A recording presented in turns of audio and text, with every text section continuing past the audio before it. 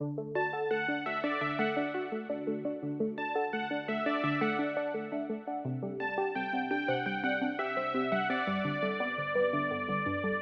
back to Love and Junk Food. I'm Laura. I'm John. And today we're going to do a different sort of video. Usually we put these kind of things over on our other channel, but today we're just going to drop it here where more of you will see it.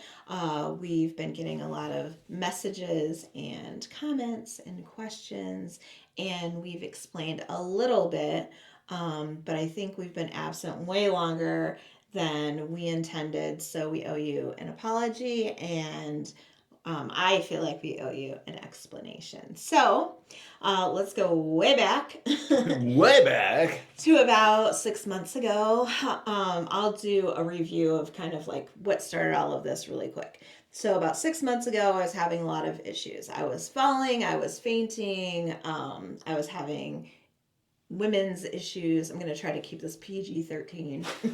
So everybody that's not as mature as 13, you better get out. I know that's a lot of you. Just kidding. But I was just having a lot of issues.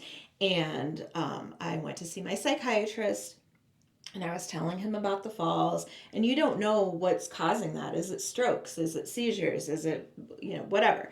So he said I needed to see my doctor immediately. And he did us a solid, I think, by going ahead and ordering some blood work up ahead of time. So I hit the ground running when I saw the doctor. Yeah, that was nice. Yeah, so she had all of my hormone levels, and she had, I don't know, what else do they check for? Just different things with my blood. The whole blood panel. Yeah. There were a couple different tests that he ordered. Yeah, so I went to see my regular doctor, who said I needed to see a gynecologist right away because of my hormone levels. I needed to see a cardiologist right away. And I needed to see a neurologist right away. So we started with the gynecologist, who found that due to my hormone levels, I should already be in menopause. And I was the opposite of in menopause. Lots of issues, lots of pain, horrible pain, really uncomfortable, like in my back, and I don't know. I had suffered with that for a really long time. And so I went to see her, and she ordered some tests, and we found out that I had 2 ovarian cysts and 2 masses in my uterine wall, one on each side. And so we knew that that was going to be an issue. Then we went to the neurologist, and I had an EEG, and they just found anxiety, which we already knew was there. And yes. So no big deal, but no strokes, no anything that we were kind of afraid of. Well, not kind of, we were very afraid of. And then we started doing all the cardiology things, which were multiple EEGs, a stress test, a sleep test. Lots of tests. Yeah. So they had to make sure, I don't remember what else I had done, but they had to make sure that I was in good enough health to have surgery that we knew that I needed for. Yeah. And we also figured out that she was anemic. Yeah. So very anemic. And that was the cause of all of, blood loss and, and then everything else that was going on. So after all those tests, we went back to the surgeon at that point and scheduled surgery on my uterus, but I couldn't get in for a while. The pain grew increasingly worse. The symptoms, the closer we got to surgery, the worse it got. And that first surgery was the day after your birthday. Yeah. So on the 21st of February, I had my first surgery, and I did great. It was a short surgery. I think I came out of it pretty awake. Yeah. I didn't have pain. I mean, they gave me stuff at the hospital, but I didn't have a lot of pain the next couple of days. But then the pain came back. The pain and the bleeding and everything came back with a vengeance. About a week later. Yeah. So at 2 weeks, I had my, what do you call it? Like It's your follow-up from Follow up, surgery. yes. So I had that, and I told her the issues that I was still having. And so she ordered an ultrasound and found that one of the polyps was gone and the other had barely been touched. Yeah, she missed it. Yeah, she did. And the pain, it was on this side and up and high and kind of around the corner. And the pain in my back just kept getting, it was like having back labor, if anybody experienced that. Um, all the time, all the time, all the time. And nothing would touch it. No amount of like Tylenol or anything that I tried, nothing would make me comfortable.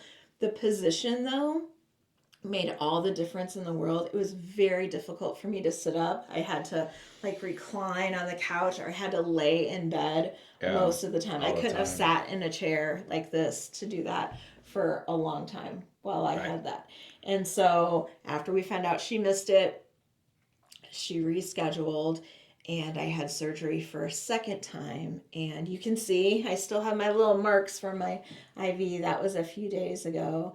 And I would say I did very well the second time as well. Yeah. She had an ultrasound in there with her this time. Right. So before she let me go, she knew that it was out of there. And I would say my recovery since this surgery has been a little bit more difficult, way less symptoms, Right. Yeah. but just exhaustion. You've been through a lot. So, I think the amount of blood loss that I had, like for the last 6 months, and the anemia, coupled with not being able to really do anything because of the pain, and laying around makes you tired, and then having two surgeries back to back so close together, I think has really made me just tired. Like that's, and a lot of times I'll be like, I'm not sleeping. I just need to rest. It feels weird. I just need to like lie down and like rest my body for a while. I'm not to the point where I can walk far. This is the first time I've sat up like this. And what day are we? it was We're 5 days 5 days. Yeah. So I feel encouraged by Let's say that. 2 weeks. So Yeah. I think you're doing fine. And Yeah. I made sure I'm like, you're not doing anything. don't try to pick anything up. Don't be doing any bending over. Nothing. Just take care of yourself. I got everything else. If you don't like gore, earmuffs for a second, because this made me pass out. So if you don't like it, plug your ears.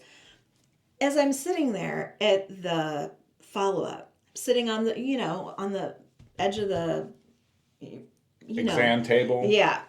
And she's sitting on her little stool, and she says, so I'm going to put this scope into your cervix, and then I'm going to insert this tool on a rod, and it will chew up everything in its path. Okay, earmuffs off. She started going further and further and further away from me. And I stopped hearing everything she was saying. And I wasn't there. I was stuck at work. Yeah. And I started having feelings like, gosh, it's hot in here. Am I sweaty? Yep, I'm sweaty. Am I going to pass out? Yep, I'm going to pass out. And then I heard the tiniest little voice say, can I lay down? And it was your voice. Yes, it was my voice. And so when I came to, thank God I was already on something, they just had to lay me down. Somebody had a towel on my head. The surgeon had an alcohol pad under my nose. Somebody else was holding like a puke bag, and I was actively vomiting. Somebody else had a cup of water. I was a mess. I was an absolute mess. So that is vasovagal syncope that I also suffer from.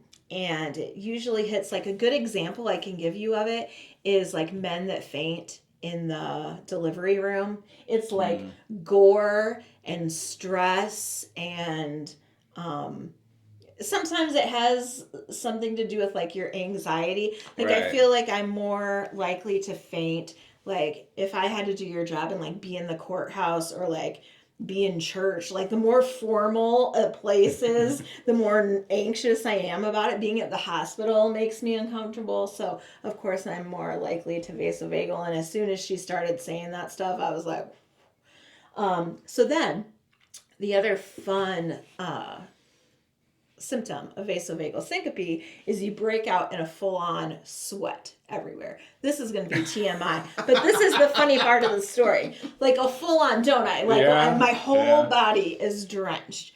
And ladies, and gents, if you don't know this, what are you sitting on when you go to the gynecologist or the doctor in general is a big old piece of paper, right? Now, for guys, it might be a different situation because you have your pants on, I assume, when you go to the regular doctor. But at the gynecologist, you don't have your pants on. So I have a full-on sweat going, sitting on a big piece of paper. And I've already been through all of this horribleness of vomiting and, passing out and everything. So to add insult to injury, I have to stand up while the nurse stands there and picks pieces of paper off of my butt. Oh. God bless the nurses out there, Yeah, and she kept saying, "Don't worry, I used to be a labor and delivery nurse. I've seen it all." And nurses, they are that way. But of course, that didn't really make me. I was just kind of like, you know what? After everything that's happened today, I don't really care. And then after a point, I was like, you know what? It's okay if I have paper in my underwear. I'll take a shower. Like I'll be okay. Like we don't have to stand here and get every little one. So that was funny. So now I'm 5 days out. Yep. I have spent every day in bed. I have taken pain medicine about once a day. I hit some part during the day where it kind of gets me, and so I think I've taken one a day of my stronger. Yeah, and then Tylenol's been handling it the rest of the time. I think I'm all right. I think you're on the mend, but we don't want to push it too much either. Yeah. Yeah, we're not going to go crazy. So, anyway, that's where we've been. And we didn't expect 2 surgeries, and we didn't expect to be gone this long.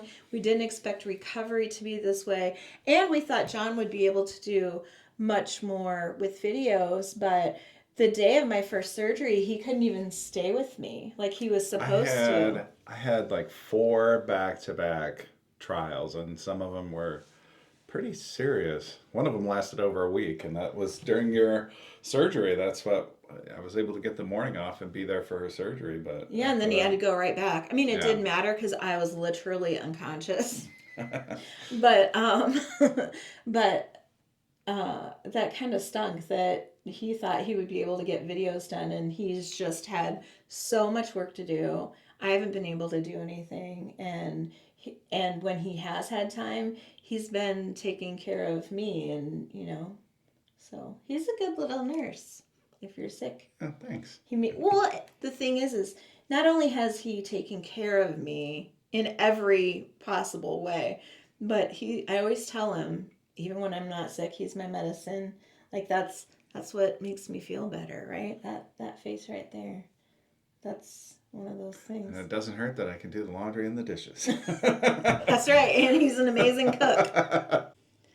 So that's where we've been, and we've missed you. Mm-hmm. And we hope you'll subscribe if you're not already subscribed. Right. We hope you'll go watch our fun food videos. We're not just filming this one today, we're filming several. We have lots of international things that we have to film and some new products, and we're still getting HelloFresh. We're going to get back in the kitchen. We stopped doing the HelloFresh videos except for John doing shorts because I just couldn't even stand in the kitchen to do that. And let me tell you what, if you've never gotten HelloFresh before, it piles up. It seriously does. You think you're going to cook them all the time, you don't. And the next thing you know, your refrigerator's full of these little packages. So we had to put a pause on it as well for a couple of weeks. So we should start picking it up again, I think, this next, not tomorrow, but the next week. So we'll do some more of those videos too. But as always, thanks for your patience. And like I said, we're happy to be back. Don't forget to come to the comments where we always leave a question of the day. And we have links to some of our playlists and our other channels where we do other things. Now, if you love getting things done, like I'm so happy to have this behind me. I Yes. hate the leading up to and the worry and the stress and the how are things going to go. I'm so happy to have this. Even though I'm recovering, I'm so happy to have it in my rear view mirror, you know? Yeah. So if you like that feeling, or if you're happy we're back, Yeah. or let us know how you've been. I've been worried about some of you. Like some of you have messaged us that you had things going on in your world, and then That's right. I know personally I haven't been able to check comments or anything. So let us know what's been happening Yes. with Make you sure too. to update us. Yeah. So that's all we have for today. Thanks for hanging out. Thanks for your support. We'll see you in the next one. Bye, guys.